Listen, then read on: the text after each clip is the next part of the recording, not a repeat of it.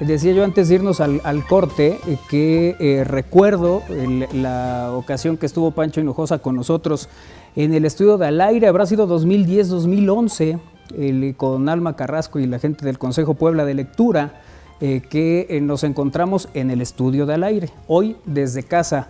Pues nosotros y él. Francisco Hinojosa, ¿cómo te va? Bien, muchas gracias. Gusto estar aquí otra vez contigo. Ya después de varios años. Sí, hombre, varios años, Pancho, pero estás igualito. Ojalá. Todos los años pasan.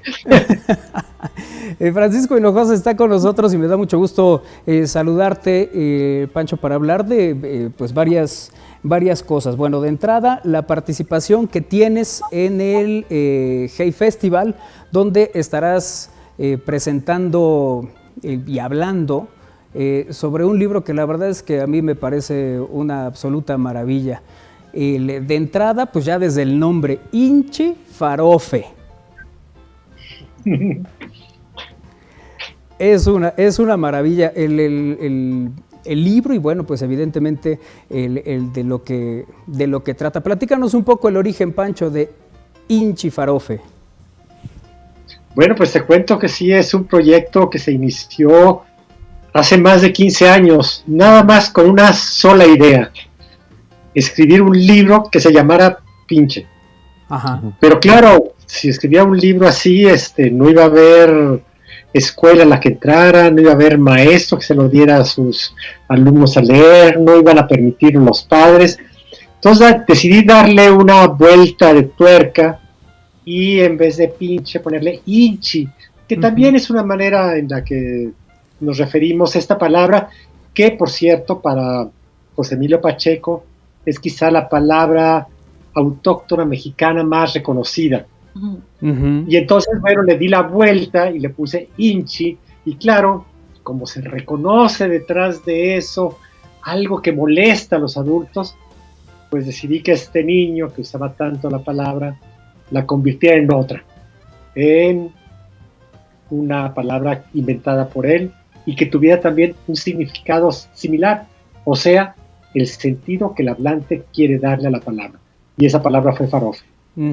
Oye, que además eso es fundamental, ¿no? Las palabras van adquiriendo también la forma de acuerdo a la intención de cada persona, tanto a la que le quieres dar como a la que interpretan.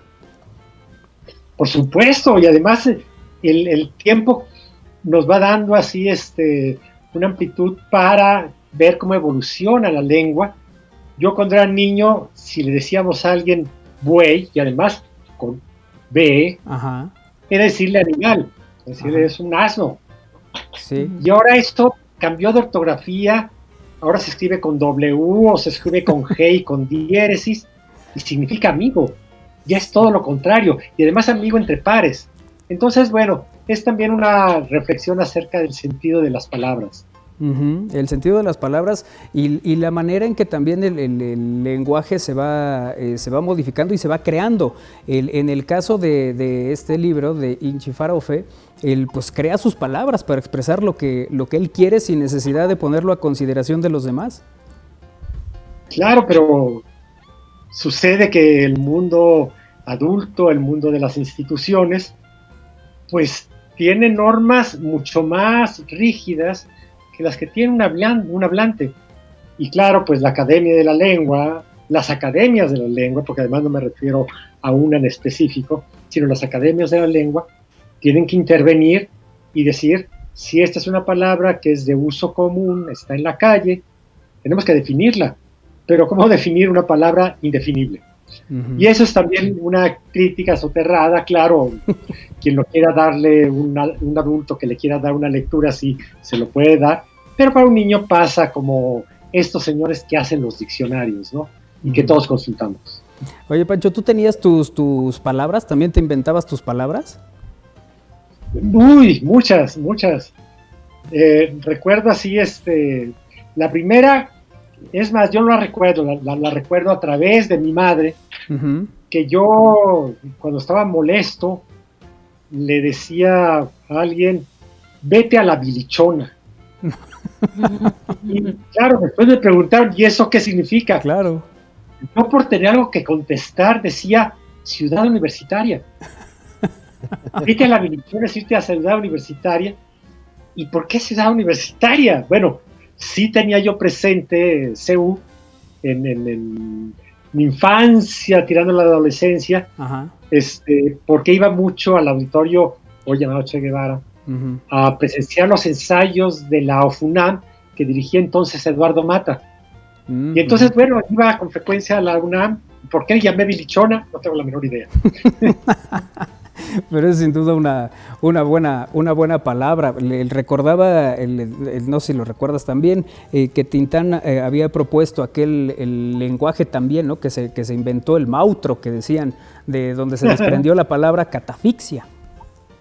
Claro, claro, sí. Y además así se siguen inventando palabras y seguimos importándolas también de otros idiomas. Digo, ¿quién dijera que yo iba a saber lo que significaba un podcast o un chat todo eso? Yo me veo en retrospectiva y digo, ¿cuándo aprendí yo esas palabras que además todavía ni siquiera sé muy bien qué significan?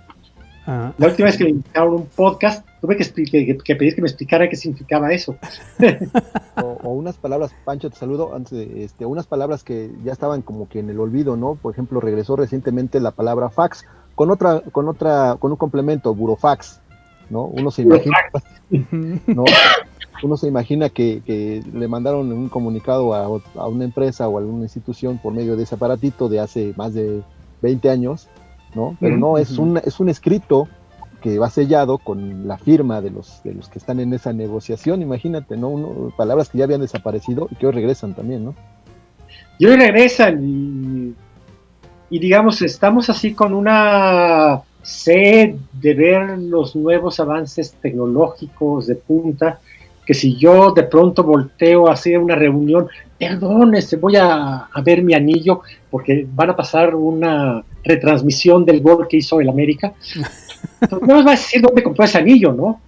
Pero no te vas a sorprender de que existe una tecnología así, ¿no? Y ya no nos sorprendemos. Y yo creo, fíjate, que a eso se debe un poco el éxito que tuvo Harry Potter. Harry Potter, en Harry Potter no existe tecnología. No hay ni luz eléctrica, todos son velas, y yo creo que hay una especie como de nostalgia que tiene la infancia de un mundo primigenio, ya no copado por toda esta tecnología, ¿no? Y por estos nuevos inventos que tenemos que estar al día y que solamente las nuevas generaciones están completamente al día. Nosotros nos tenemos que poner al tanto y con mucho trabajo. Oye, Pancho, también tú pues encontraste, entre otras cosas, en Twitter el lugar ideal, el lugar específico para el compartir tus pensamientos en 140 caracteres, ¿verdad? Sí, me gustaba más cuando eran 140 y no 280. Y fue para mí una gran compañía. E hice además a través de Twitter buenos amigos y buena compañía que tuve. Yo había tenido una separación reciente cuando entré a Twitter y encontré ahí, porque además yo soy insomne, encontré a altas horas de la noche, más bien a primeras de la madrugada, pues a mucha gente que también estaba en la misma situación que yo y terminamos siendo amigos o conocidos, pero teniendo una buena conversación. Recuerdo en 8.8, el miedo en el espejo de Juan Villoro, que ahí refiere, ¿no? Que están ustedes en Chile y que buena parte de la comunicación que ejerces ahí es a través de Twitter, ¿no? Que de alguna manera eras quien iba reportando, además con el estilo que te ha caracterizado a lo largo de los años, lo que estaba sucediendo allá. Cierto, 27 de febrero, 3:30 de la mañana del 2010. No lo voy a olvidar, porque sí, a veces tienen todos los temblores, pero ese sí fue el ritmo que lo recordaré siempre, ¿no? Sí, oye, pues es que un temblor de 8.8, además ustedes estaban ahí por una reunión literaria, ¿no? Por un encuentro que se hace cada 3 años, promovido fundamentalmente por la Fundación SM, este año se iba a celebrar, por cierto, en España y que, bueno, pues por como todas estas cosas que están sucediendo, pues se tiene que hacer de una manera virtual. Creo que ya se hizo. Y y sí, estábamos ahí un día antes del terremoto, se había presentado un catálogo llamado Catálogo de Autores de Literatura Infantil y Juvenil de América Latina. Pues estuvo a punto de quedar obsoleto en un día. Sí, qué cosa. Y bueno, pues todo lo que tuvieron que pasar para regresar a México, ¿no? Que ahí lo va narrando Juan en 8.8, pero que bueno, pues sin duda es una de las historias que van quedando ahí marcadas, ¿no? Por supuesto, sí, y a mucha gente la marcó. Yo no tenía ningún problema, no tenía que estar así en un trabajo fijo, tenía donde hospedarme, pero mucha gente tenía que regresar a su trabajo. Había una mujer embarazada que no quiso regresar a su cuarto, prefería dormir en el lobby. Había quien sí tenía apoyo para ser repatriado, y hubimos, como el caso de los mexicanos, que tardamos mucho más tiempo en poder regresar. Pero bueno, todo tuvo así un sentido. Fíjate, el día siguiente, era 28 de febrero, era mi cumpleaños. Fíjate. Entonces dije, bueno, pues yo lo iba a festejar en el avión, vaya, no festejar, iba a estar en el avión. Pero unos amigos, entre ellos Juan Villoro, Yolanda Reyes, Daniel Goldin, pues me dijeron, te invitamos a comer. Y encontramos, sí, algún lugar abierto, ¿no? Y comimos. Pero es lo mejor que tengo también de ese evento. Fíjate que es curioso cuando el previo al temblor del 17, días antes, de hecho el 5 de septiembre, Juan estuvo aquí en la universidad para hablar de los rapsodas de la radio. Él dictó ahí la conferencia, fuimos por él a su casa, vino, dio la conferencia y lo regresamos. Y en todo ese camino y en la conversación y en la plática hablamos del temblor anterior en Puebla, y a los pocos días viene del 17, y bueno, pues de repente este asunto de los temblores, que pues finalmente vivimos en una zona sísmica, pues terminan siendo referentes de cosas, ¿no? Cuando el temblor pasaba esto y había esto, ¿no? Recuerdo que nos tocó vivir un temblor juntos, compartimos durante unos cuantos meses una casa, fuimos roomies, digamos, durante un breve tiempo, y nos tocó un temblor fuerte, y recuerdo que en de Chile, de Santiago, bajamos, nos encontramos en el lobby, y me dijo, ya vivimos un temblor, ahora sobrevivimos otro. Sí, porque sí se sentía el otro, es como un temblor que se te mueve el tapete, pero sí veíamos, duró además tanto, que veíamos que esto podría acabar muy mal. Claro. Oye, me estaba acordando, ¿cuántos años ya de La Peor Señora del Mundo? Fue en el 92, o sea, 28 años. Fíjate, nada más, 28 años y generaciones varias que crecieron leyendo La Peor Señora del Mundo. Te escuchaba en alguna charla, en alguna entrevista, ya no recuerdo dónde fue, que decías que habías tenido una presentación donde la mayoría de la gente eran adultos. Sí, bueno, porque este libro se ha transformado en muchas cosas, desde concursos de disfraces, obras de teatro, profesionales, escolares, videos, y entre otras cosas yo participé en un espectáculo con un grupo de músicos, la Orquesta Basura, y lo presentamos las primeras veces en un lugar que se llama Bajo Circuito, y que nada más se permitía la entrada de adultos, y se llenó, además se llenó, eran más de 350 personas, y se llenó de adultos porque había venta de bebidas alcohólicas. Y 2 días después hubo una presentación ya familiar, y las que hubo se llenaron. Y en la experiencia de hace 2 años en Oaxaca, en la Feria del Libro, en la Filo, también nos presentamos, pero había un aforo de 800 personas y había 1,600. Entonces tuvieron otras 800 que esperar 1 hora y media, 2 horas, para que pudieran entrar a una segunda función que no estaba prevista, ¿no? Uh-huh, uh-huh. Qué historias, la verdad, alrededor de la peor señora del mundo, que van pasando generaciones, que van, tú tienes obras, trabajos que tienen que ver también con los adultos, pero sin duda el asunto de escribir para niños es un gran reto. Me acuerdo cuando lo platicamos aquella vez, decías, pues es que los niños al final, si no le gusta, pues no le gusta, y te lo va a decir y te va a poner, o sea, no va a andar cuidando las formas, ¿no? No, a menos que los estemos obligando como padres o como maestros. Hay cosas más importantes en la vida que leer un libro que no te atrapan, ¿no? Uh-huh. Sí, sí, sí. Y que bueno, pues al final hoy sin duda eres un gran referente de la literatura infantil, pero creo que al final sí llegaste en un momento en que no había muchas cosas que leer, o sea, no había una literatura diseñada específicamente para los niños, ¿no? Lo que había era una literatura muy ñoña, en la que trataban a los niños pues siempre con diminutivos y pensando que no eran seres pensantes, vaya. Y claro, cuando empiezan a entrar temas más duros, temas que no considerábamos que fueran propios para ser leídos por niños, pues nos dimos cuenta de que no entendíamos a los niños.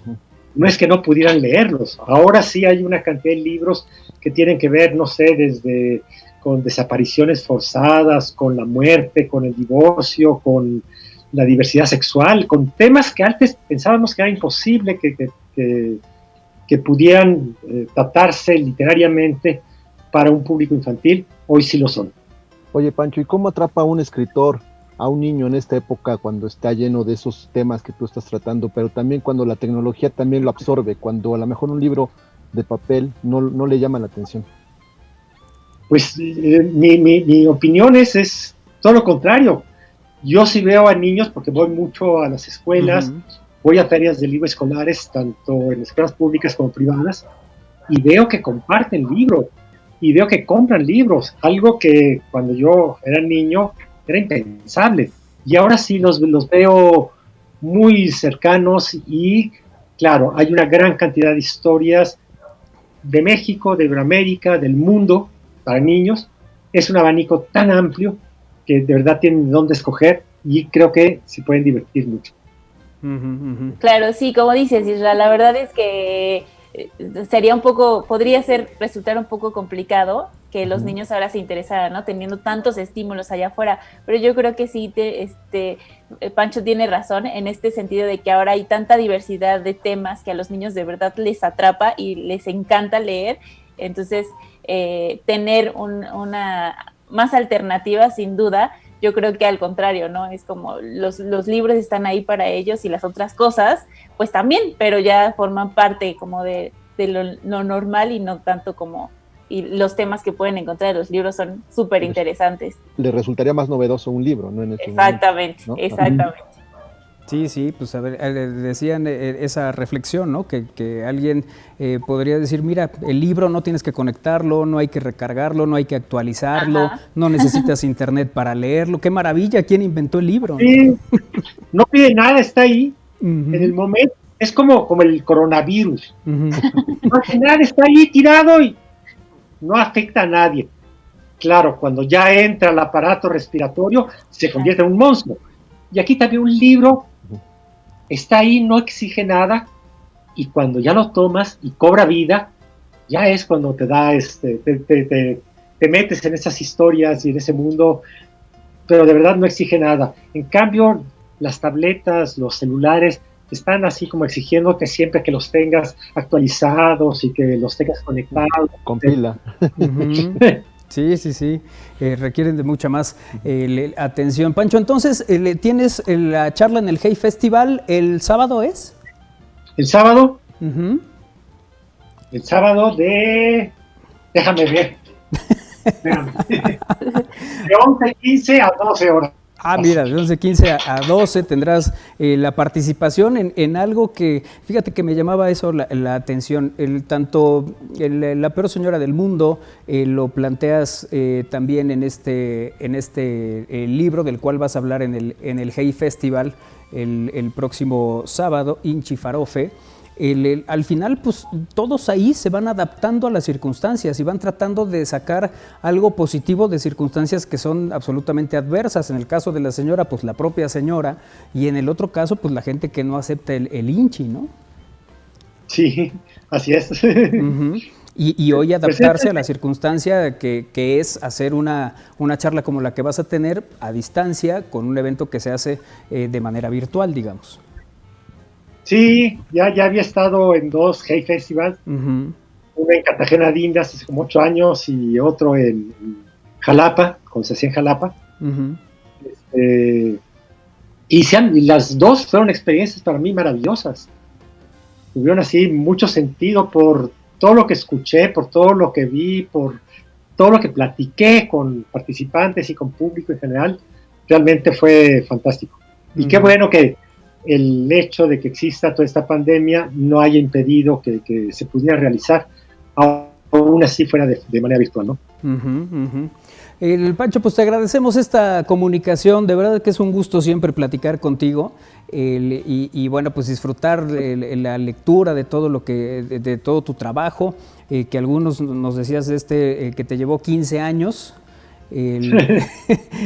pero la verdad es que se disfruta mucho leerte y por supuesto platicar contigo, Pancho.